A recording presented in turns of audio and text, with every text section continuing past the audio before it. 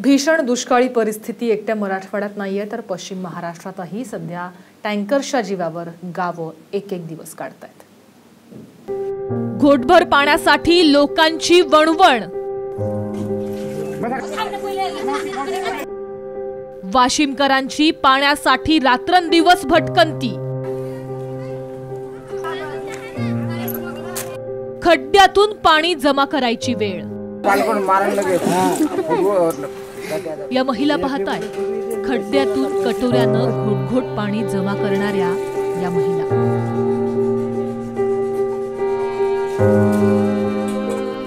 ही परिस्थिती राजस्थानातली नाहीये बरं का, ही परिस्थिती आहे वाशिमच्या खैरखेडा गावातली।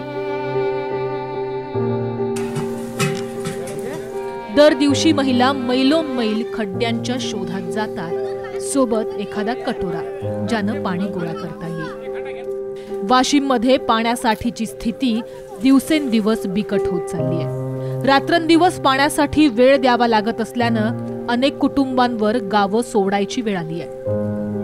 जिल्हा प्रशासनाकडे टँकरची मागणी केली आहे, पण प्रशासन निवडणुकीत मग्न आहे, त्यामुळं अजूनही गावात टँकर सुरू झाले नाहीयेत। जानेवारी महिन्यापासून कटोऱ्याने कोणी नदीवर जाते, कोणी विहिरीवर जाते, कोणी कुठे जाते, 1-2 किलोमीटरवरून पाणी भरावं लागते। कामधंदे काही होत नाहीत, ऊन काही समजत नाही बायांना, सगळे दिवसभर पाणीच भरत राहतात। आमच्या गावामध्ये 2 टँकर किंवा एक सकाळ संध्याकाळ तरी निदान टँकर यायला पाहिजे। खैरखेडा अकोला लोकसभा मतदारसंघात येतं। इथले विद्यमान खासदार संजय धोत्रे गेल्या 10 वर्षात एकदाही गावाकडे फिरकले नाहीयेत।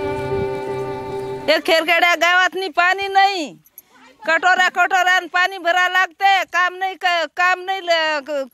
होत आम्हाला, पाणी नाही भेटत, काय नाही, काम नाही होत आमचं।